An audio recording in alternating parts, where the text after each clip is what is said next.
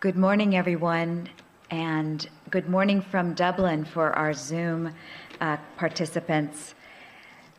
It's my pleasure this morning to welcome you to the second day of our research presentations and to the terrific first presentation that we're going to have by Virgencita Alegado, also known as Jen, who will be presenting on Laudato Si, claiming the cultural identity of the Subanen people in the Mount Ranges.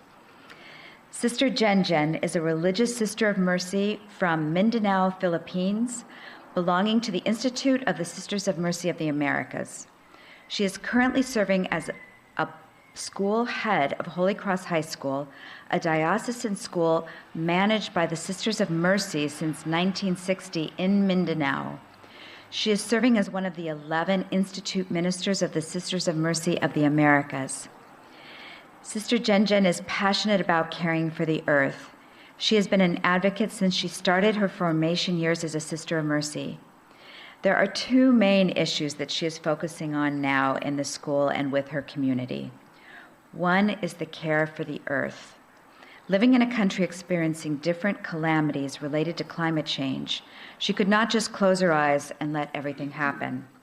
Even if the efforts are small as an ant, but if done with more advocates individually and institutionally, it will make a difference. The degradation of the earth also brings peacelessness and injustice. Thus, her second advocacy is on peace and justice. She hopes that through this program, she will learn more from others as well as share her advocacy with them. She always hopes that when fellows have greater collaboration, they will be more empowered. And I want to extend a special welcome to Sister Jen's friends in the audience, both here in person on Bagot Street and also on Zoom. And with that, I turn over the podium to Jen.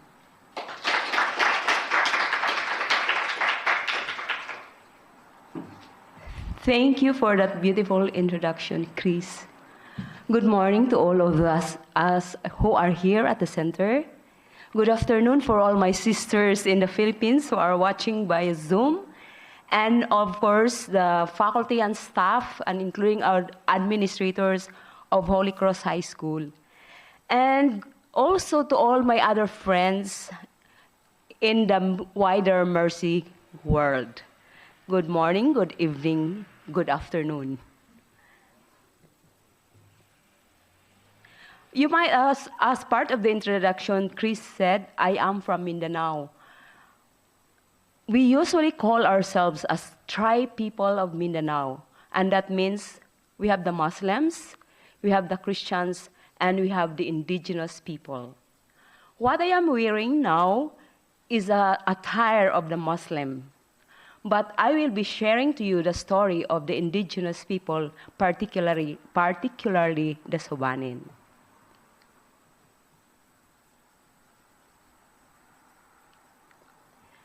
So the title is Laudato Si, claiming the cultural identity of the Subanen people in the Mount Malindang Ranges.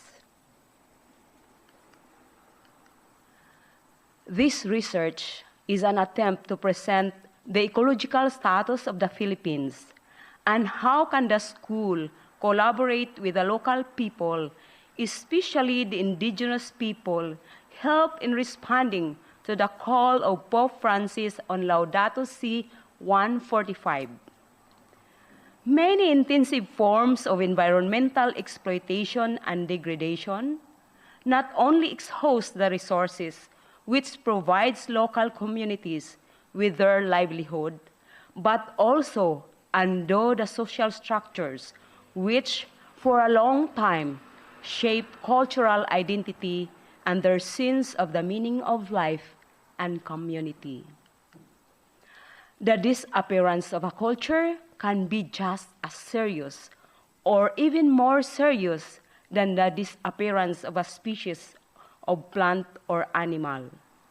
The imposition of a dominant lifestyle linked to a single form of production can be just as harmful as the altering of ecosystems. Laudato Si 146. In this sense, it is essential to show special care for indigenous communities and their cultural traditions.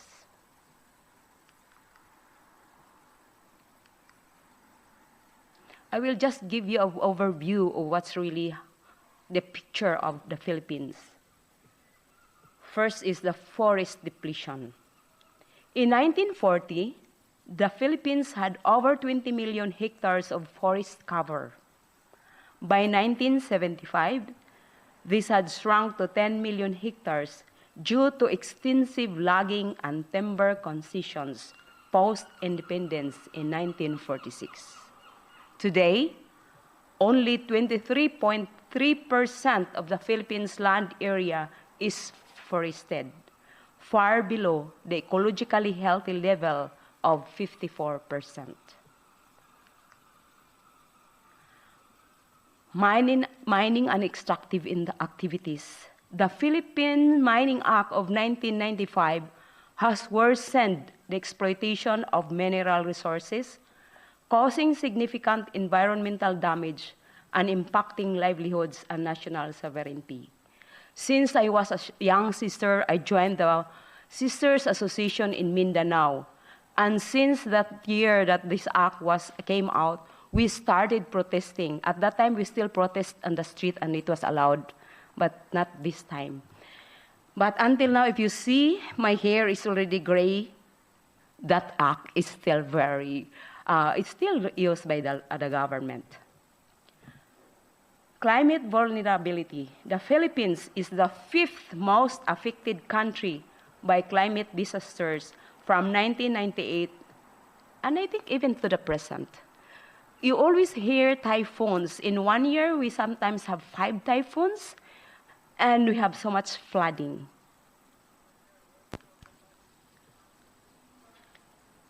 The impact on indigenous communities.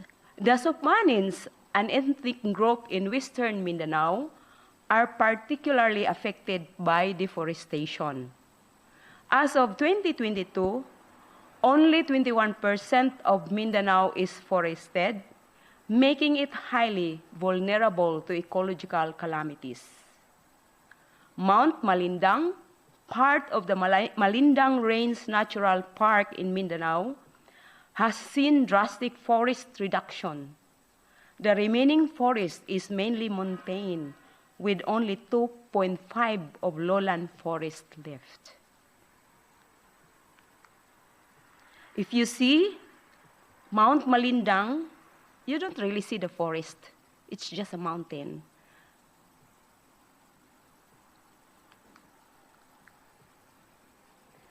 Call to action. Immediate and concerted efforts are necessary to address environmental degradation, enforce sustainable practices, and practice the rights, livelihoods, and cultural identities of affected communities, particularly the Subanens. There are so many issues, and it's also not only solitary to the Philippines, but it's throughout the world, but I'm just picking some of the issues that the Subanens are facing. Economic exploitation, mining and logging, granting of mining and logging to local and foreign corporations has exploited natural resources at the expense of the Subanens' land and livelihood. But this is really ongoing. It's greater than that. And not only the Subanens are really affected. Cultural erosion, loss of cultural identity. Younger generations are increasingly disconnected from their heritage, leading to a potential loss of Subanen identity. Here, if you see the tree with 3 different colors, that is really the Subanen color, and that is very meaningful for them because when they see that color, there is a sense of belonging for them. At least something is left for them. And this is the problem. With a massive ecological destruction, the Subanens are also losing their cultural identity since they have to prioritize their survival than their culture. During the initial visit and conversation with some of the families and leaders known as Timuay, there is a deep longing to claim their cultural identity again.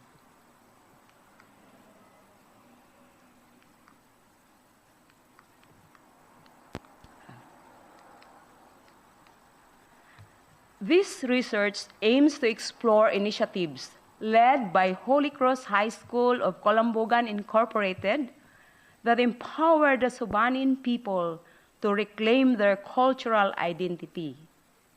It is anticipated that this study will provide practical examples of how we can contribute in small but meaningful ways to support indigenous communities.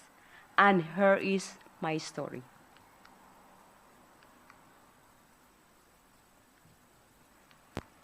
The inspiration to make this project really started in early 2000 when I was a campus minister of Holy Cross High School. I attended the assembly of the Sisters Association in Mindanao at that time. Many members of this association are ministering the indigenous people. During that assembly, a group of their children showed to us their reality. Their place was highly militarized, that they need to move to a safer place. That means they also have to leave their livelihood.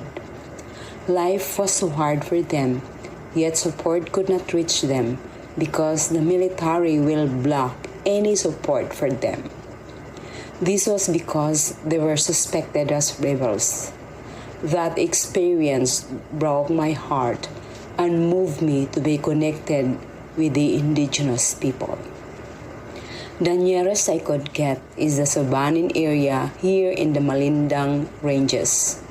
The parish priest at the time is a Colomban priest, Father Brendan Kelly, was also trying to really help them, organizing and helping them with education and livelihood.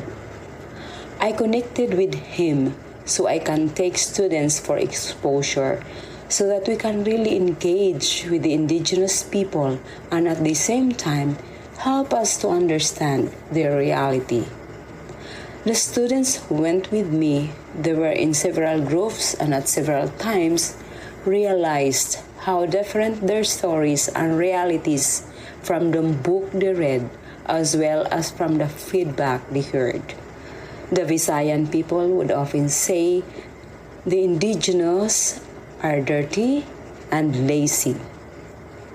But this was not the reality when we engaged with them. They were very welcoming and generous even in their scarcity. They are hardworking, but still they are very poor. That was life-changing for most of us who had a chance to engage with them. For me, it made me grow in my desire to really help them. Actually, there were also teachers in the exposure, and one of the students whom I have brought was our valedictorian, and she became even a Miss Laudato del Norte. And she said, when I was young, exposed to those indigenous people, I wanted to become a lawyer because I want to defend them. But now I become a nurse, I am still saving life. For me, it's a very powerful. So many friends and visitors were able to ask. If Angela came earlier, she could have a tree here. Sister Elba de Castro, the campus minister of Holy Cross High School, and Mr. Junel Baba accompanied them in this project. There are 30 participants, and they are really families. And they are divided into 4 groups. One group is to focus on organic agriculture, another group on making trails within the forest, another will focus on food processing and marketing, and one group will focus on education. Actually, before this project, I invited an environmental scientist to see the place, and he said permaculture could be applied there.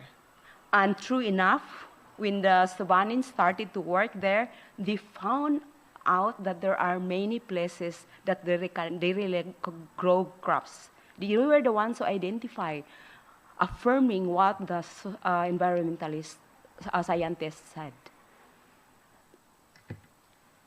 And the trail, because when you go to that place, we just stay at the top because we could not, it's a forest, we're always scared.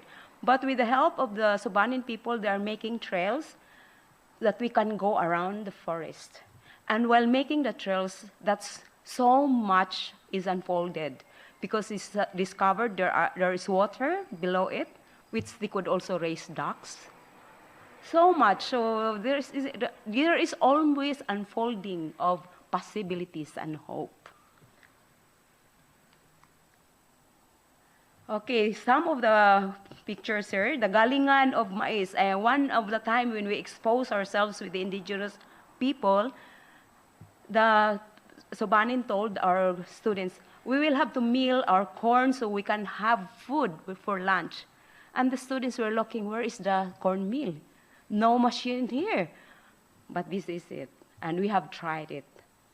And the other side is the cornfield. You know, their style is, if it's really the place that they were working, they will not harvest it at one time. They will harvest certain rows only that would really feed them for a couple of days maybe. And then, if that's consumed, they harvest another until it's over. But before they finish harvesting the rest of the corn, first part of that, they are already planting. So there's a rotation. The process in this project helped them embrace their culture. They use their own language when they talk to one another. They help in the planning and in the decision making. They also apply their cultural practice of having ritual for important activities. Their spiritual leader, the Timuay, or could also be known as Sorohano, will lead the ritual. So some of the rituals here, it's a buklog, for example. It's a week-long celebration of the Subanen as a thanksgiving to their good harvest. As a whole, they really have rituals from birth to death. And those rituals will be led by the spiritual leader they call Timuay. So it's very important. And some of the terms that they use for ama, amay, tatay, and for us, it's father.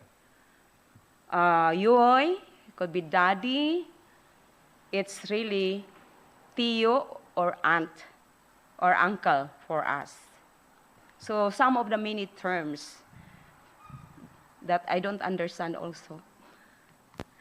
And here is an example of aba-aba, where you can listen really to their words in their own lips.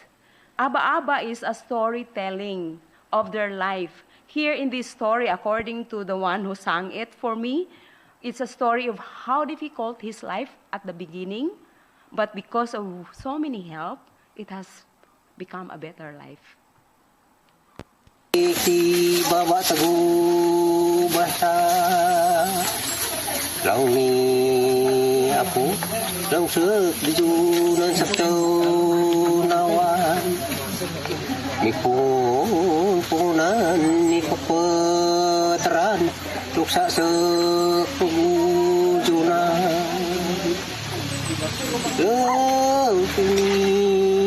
itu nawan pag-ingatan tawid seg-seg sa bangang luksa sa binuran pati ako sa blue sensal sa kumbanwa pag-ingatan daw na nigbino.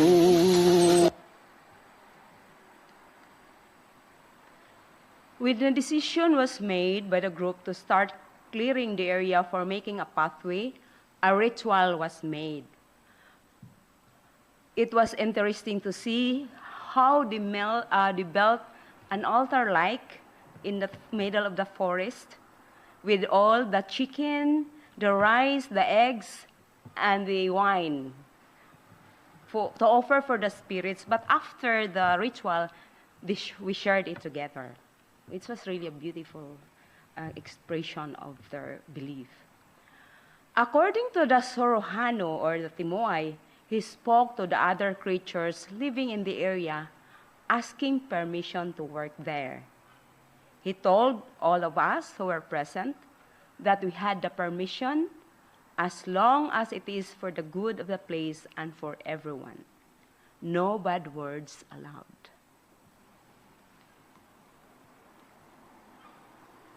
So with my conclusion, they felt happy we have this project. They have the chance to speak their own language with one another as they work together. They are able to practice honglos or alayon because they used to have a communal farm when they were not uprooted in their place. So they were able to practice it in the area. They worked together. They felt empowered and respected. They are inspired to teach their children to speak their language, which they are losing in the formal schools. Because children are afraid they might not be accepted. So they have to hide sometimes their identity as that they are indigenous or Subanen. At the end of their work, food packs are given to them, which include the rice, the most valued by everyone, because rice now in the Philippines is very high. And one of the Subanen shared, "Sister, we carry our fruits, our root crops, very heavy, but when we buy the rice, very light, because very little rice is affordable." It is also challenging for me and my partners in this project. We really need the virtue of humility, since there are many beliefs and practices they have that are very different from us. We need to be open and learn from them. There is a need of constant dialogue, the need to really listen to them. There is also the need for patience. It is truly stepping out of our comfort zones, but they help us experience compassion, hope, and creativity. Their greatest desire is for their culture to be taught to their children, ensuring the continuation of their practices. Their cultural dances, rich with meaning, need to be understood and not just be performed. One of them shared that because of tourism, they are given the dress of the Subanen, and they were asked to perform. But for them, if it's just for a show, it's a sacrilege to them. So that's why they really make emphasis to us. They also recognized the need for a Subanen language teacher in schools to prevent their language from being forgotten. So this is one of the challenges that we will be meeting with. Hopefully our Department of Education will listen to this.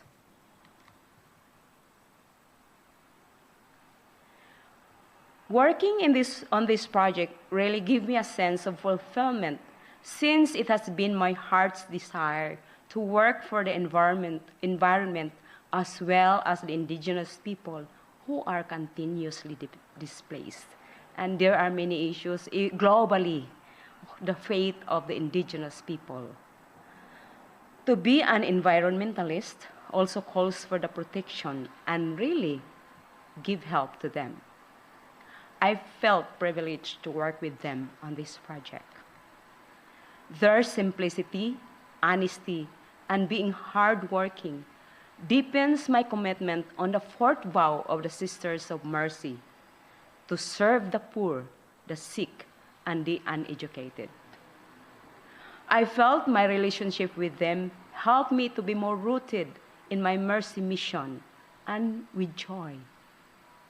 The Subanen are the poorest of the poor in our society. Pope Francis' call to take care of them rings loudly in my heart. Thank you.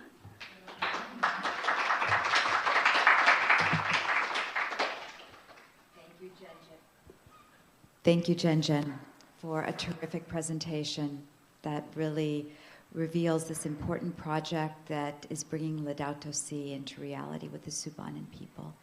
Now we can open the floor for questions.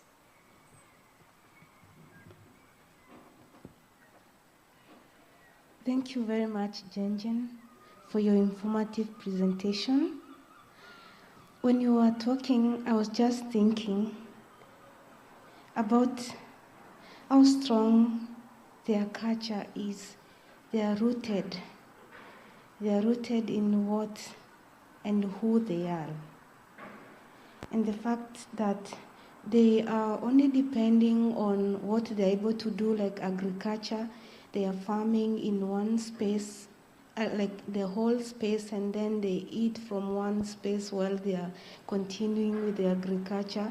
And I can identify that with where I come from, especially my community, the upcountry. We purely depend on agriculture, and we eat food from our farm. So, like during the last flooding, when there was so much rain and the food in the farms were doing well, and then all of a sudden the rain disappears and the whole farm is dry. So people have no food. So the climate issue is a big thing in the whole world, and you can see the impact. So from your presentation, I would like to understand what population are we talking about when we talk about the Subanen community in Philippines, and also the challenges that you encountered dealing with them. And the third one, sorry, I'm putting them together. The first one about the population, like what kind, the size of the population we are talking about, and then the challenges you encountered, and the third, are there other organizations that are helping them? We can see what the government is like. The government is referring them as rebels. Are there other organizations that are helping these people? Thank you very much. Thank you, Dina, for that question. Actually, there had been organizations had been helping them, but some of it were not really successful. But some of them were able to, because of the help of some of the organizations, they're able to have the piece of land. They own some of them, where they are living now. They have it titled with the help of some of the organizations. And the government, we have the National Commission on the Indigenous People. But with this group, I don't know, but they don't want to talk about it. Because we asked them, this is a commission being really to help the indigenous people. But the group is somewhat, no, we don't want to listen to those lies. So it's a lot. Do we have any more in the room? Any questions in the room? Please state your name and your country. Hi, it's Cynthia from Australia. Jen, I was just curious, when you mentioned in your presentation that it was really important to listen to the Subanen people and to open your heart and recognise their culture. So I was wondering, is there an opportunity for your project to educate others that they need to listen? You know, that you said just then about the ministry.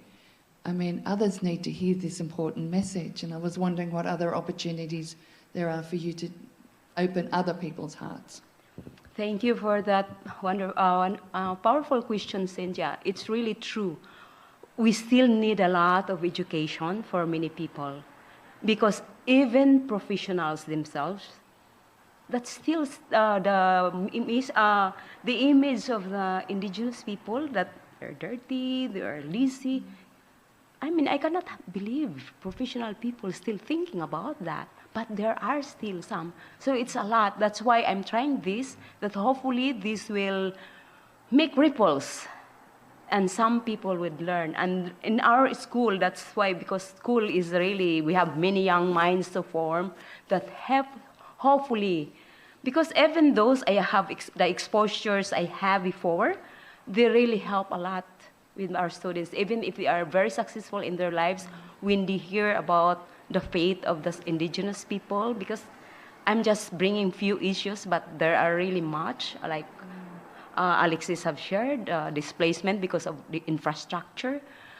Those students sometimes would post on Facebook how they valued and how important the lives of the indigenous people, that we really need to help them.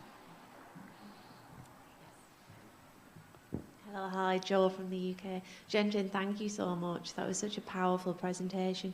Mine is more a comment rather than a question. I just wanted to say how, powerful your presentation was, and how the kind of presence of Mercy and the wonderful work the Mercy Sisters are doing to, work with Indigenous people, and how important I feel that is, because, if that's eroded and it's gone, we lose all that history and culture, and it is just so important. And I really want to thank you for the work you're doing, because I think it's amazing.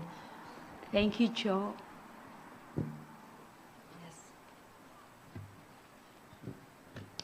Thank you, Jen, for a wonderful presentation. I'm Hilda Cruz. I am from Mexico, where we lost a lot of the indigenous. So you bringing this indigenous story really helps uplift the rest within the world. But I'm wondering, who can we possibly advocate so that they are protected, so that the military leaves them alone and allows them to thrive?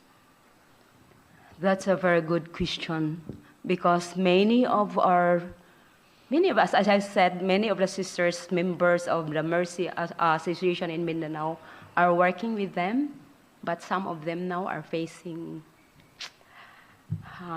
red tagging.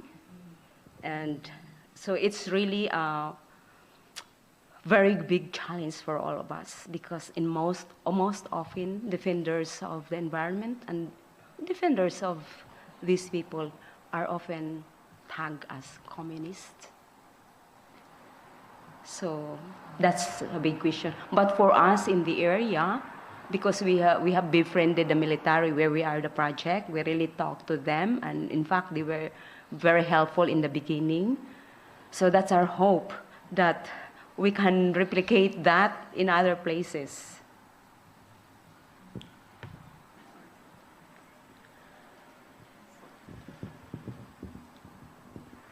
Thank you, Jen, for your lovely presentation. It's Paula here from New Zealand. In terms of preventing the indigenous language, and some of those children have been, trying to continue on speaking their language. Is there a possibility of your school providing a teacher from Indigenous people to perhaps introduce the language more and including in your curriculum? That's a good suggestion. Unfortunately, our school doesn't have the Indigenous people. It's really across the bay. What we have are Muslims. So it's another story. But that possibility, because that's their cry, maybe we could help them work where they are with their education leaders there. Hi, Jen. My name is Alexis from Guyana. First of all, I want to thank you for a really insightful presentation. And I was really struck by your conclusion when you talked about the importance of entering into an engagement with the Subanen people from a place of humility. I think that's important because too often those of us who have internalized Western ways of knowledge and Western ways of doing things tend to make the assumption that there is only one way of knowing and doing and being. So this recognition that the Subanen people also brought their knowledge, which is just as valid as your knowledge, really was an important step for me. Thank you, Alexis. It's very true. So we have a question from our Zoom audience. So Mayet from the Philippines has said, one of the problems by some groups or people who want to help the Indigenous peoples is red tagging. Can you elaborate on this? Oh, I really agree. That's very true. In fact, one of our gathering with the association, this another group of Indigenous people. This sister, Benedictine sister, very young, helping the Indigenous people because of the militarization. But my God, she was posted in Facebook. And is this a nun? What is she doing? It was really so many threats that she experienced that the community has to pull her out from Mindanao. But she's still helping with the Indigenous people in Luzon, now with the dam projects, displacement.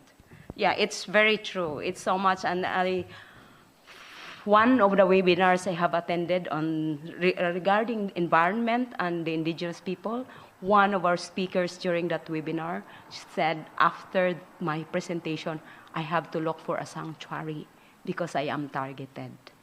So those are very common stories, but not posted in news. Thank you, Mayet, for that question. So we have another question from Isabel Salter from Australia. And she is wondering, have you observed any gendered impacts of extractive activities and militarization on Subanen women and girls specifically? If so, could you speak to some of these? Can you repeat the question? So she's wondering about gendered impacts of extractivism that might affect women and girls specifically. Yeah, because of some we have exposures in mining companies, and many really are the women, because the women, the mothers take care of their children. They're getting sick because of contaminated waters. And also when they move to safer places away from militarization, the women, because they're mothers, they have to take care of their children as well. So it's really adding burden to them. Thank you for that question. All right.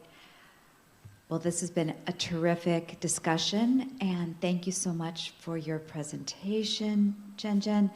We will now break for lunch and reconvene at 2 p.m. Dublin time, and look forward to seeing everyone back in person and on Zoom. And please join me in congratulating Jen on a terrific. Thank you very much.